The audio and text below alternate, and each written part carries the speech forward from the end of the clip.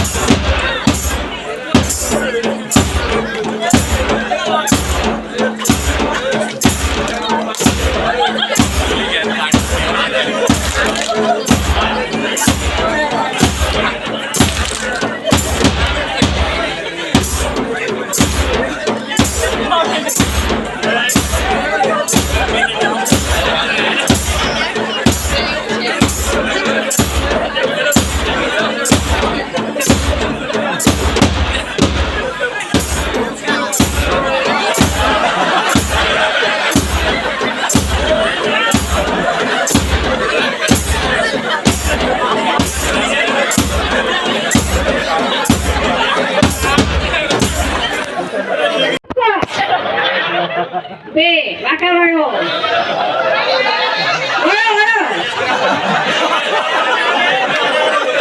Very good, very good. કરો. 3 4 મારા કૂદકો. 5 6 કયું ઉપર કોણ આવ્યું? 7 નહીં બોલતા. 8 વેરી ગુડ. વોઇસ માંથી અવાજ આવ્યો. આરપી વિદ્યાલયની અંદર હું જ્યારે પહેલી વાર આવ્યો, હું ગુજરાતમાં ભણતો હતો, પ્રાથમિક સ્કૂલ મારી ગુજરાતમાં હતી, ત્યાંથી અહીંયા આવ્યો, તો મને તો એ સમયે પણ આ શાળા આધુનિક લાગતી. કારણ કે ગુજરાતની અંદર 5મા ધોરણ પછી 6ઠા ધોરણથી ઇંગ્લિશનો સબ્જેક્ટ સ્ટાર્ટ થતો, અને હું અહીંયા આવ્યો 5મા ધોરણમાં, તો અહીંયા તો આખું પુસ્તક જ ઇંગ્લિશથી ભરેલું હતું, ગુજરાતીનો એક શબ્દ ના મળે. અને એ ટાઈમે હું ભયભીત થતો. એ ટાઈમે મારો સહારો બનેલા 2 શિક્ષકો જેમને મને હિંમત આપેલી, એક નરહરદાન ગઢવી સાહેબ અને અભય સર, જે ઇંગ્લિશ શીખવાડે છે. અને સાહેબ આ શાળાનો પ્રતાપ છે. આમ કહેવા જોઈએ તો હું 7.5 ચોપડી ભણેલો છું, પણ ઇંગ્લિશની અંદર પણ હું એટલો જ પાવરફુલ છું. કમ્પ્લીટ બોલી નથી શકતો, પણ સમજી તો શકું જ છું. અને એનો શ્રેય બધો અભય સરને આપીશ અને આ શાળાને આપીશ, મારી શાળાને.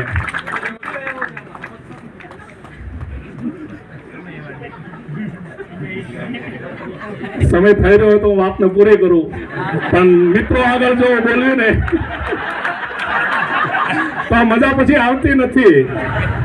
અને આપણે અહીંયા બધા મજા કરવા માટે ભેગા થયા છીએ. ભાઈબંધો મળે ત્યારે જ આ બધી યાદો તાજી થતી હોય છે. અને દર વર્ષે આવા નવા રિયુનિયન થવા જોઈએ, કે વર્ષમાં એક દિવસ પાછા આપણે આપણા બાળપણની અંદર ખોવાઈ જઈએ, અને એક દિવસ આપણે સ્કૂલની અંદર ભણતા હોય જ રીતે આવીએ. અહીંયા પ્રાર્થના થઈ, માસપીટી થઈ, ખૂબ મજા આવી. બધાને જેવો અનુભવ થયો છે કે આપણે પાછા સ્કૂલમાં ભણવા આવ્યા છે ને આપણે એ જ છીએ. બધાને બહાર નીકળે એટલે બધા હજારો ટેન્શન હોય, બધી જવાબદારી હોય, પણ અહીંયા આવો એટલે બધી જવાબદારી ભૂલાઈ જશે ને પાછા આપણે જે નાના બાળક હતા ને એવા બાળક બની જઈએ છીએ. તો વર્ષમાં એકવાર રિયુનિયન થતું હોય તો એકવાર બાળક બનવા બધા જરૂર આવવું જોઈએ. અને અહીંયાથી આ વિડીયો કોઈને રેકોર્ડ કરો તો કરી લેજો, આવતા વર્ષે કામ લાગશે. જે ભાઈઓ છે એ મેં કીધું તને લાગે છે હું ગુજરાતીમાં ભણ્યો છું કે તને કઈ વિષયમાં, કયા બાબતમાં, કયા સ્કોપમાં હું પાછળ છું? તો એ કે નહીં. અને મારી વાઈફ પણ ગુજરાતી મીડિયમની ભણી છે, એ મુંબઈથી છે અને હું નાસિકથી, આપણે આરપી વિદ્યાલયમાંથી. કારણ કે એનું જેટલું શ્રેય છે એ આપણા બધા શિક્ષકોને જાય છે. કારણ કે શિક્ષકોએ આપણને જે આપણે કહે ને કે જો બિલ્ડિંગનો પાયો મજબૂત હોય ને તો બિલ્ડિંગ ગમે એટલી જૂનું થાય તો બિલ્ડિંગને કંઈ વાંધો ન આવે. એવી રીતે જ્યારે આપણે નિરંજન ખેતાણી, પછી ગોદાવરીબાઈ અને આરપી તમે શિક્ષકોએ જે રીતે આપણને ઘડતર કર્યું છે એવું આજના સમયે કોઈ શિક્ષક નથી કરતા. કારણ કે મારી સાડી પોતે શિક્ષિકા છે, એને કહ્યું કે જીજુ ટીચર્સને વિદ્યાર્થી નથી પડી અને વિદ્યાર્થીઓને ટીચર્સની નથી પડી. આજે કાલે હું સ્કૂલમાં આવ્યો, લતાબેનને એ લોકોને જોઈને એટલો આનંદ થયો. કારણ કે મારા ફેમિલીમાંથી હું લાસ્ટ જનરેશન છું કે જે આરપી અમારું જોઈન્ટ ફેમિલી આપણું ગુજરાતીનો છે, સાથે ભણજો અને સાથે જમજો. તો મારા પપ્પા અને કાકા એ લોકો 8 ભાઈ અને મારા ફઈને એ લોકો 10. મારા ફેમિલીમાંથી 18 જણ ભર્યા હતા અને હું અને મારી બેન છેલ્લા હતા. કારણ કે મારા પેરેન્ટ્સને મારા ફેમિલી ભરોસો કે એ લોકોએ જેટલું ફ્યુચર સારું કરે છે એટલું આ મારા છોકરાઓ કરશે. તો એ 2 શબ્દને વિરામ આપું છું અને ઉર્વિશભાઈને થેન્ક્સ કહું છું કે એમણે આપણા શાળા માટે જેટલું કર્યું છે, ઉર્વિશભાઈની કમિટીએ, કે આજે